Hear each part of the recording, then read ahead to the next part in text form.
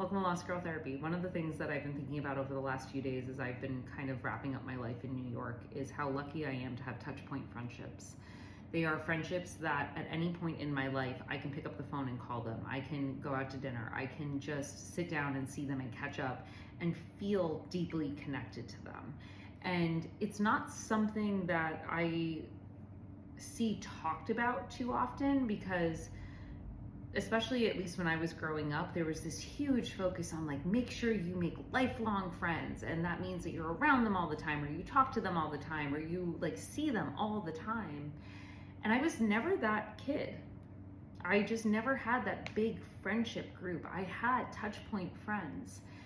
And now in adulthood, I've seen the value in them. I have seen how incredibly lucky I am to be able to move to London and know that I have friends there, friends who have been in my life for 10, 15 years at this point, friends who I don't need to talk to every single day, but they're important to me. And how lucky I am that in New York, I have so many people who have been pivotal in who I've become as an adult, who also are touch point friends. These are women that I can see regularly. I could also see them once a year, and nothing in our friendship changes because the friendships are so fundamentally built on supporting each other, believing in each other, celebrating each other. And there was a bit of time in my teens where I was like, God, I really wish I had a bigger friendship circle, or especially in college. Like, I wish I came out with a friend group.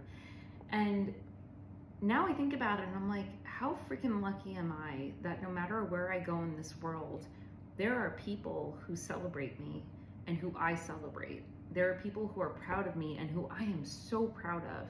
There are people who I will call and text and see in person, and like, I know that they will be there for the big and the small wins, for the big and the small failures, for the grief and the sadness and the joy. And we don't need to see each other all the time, and we don't need to be around each other all the time. But no matter where I am in this life, they will still be there and I will still be there for them.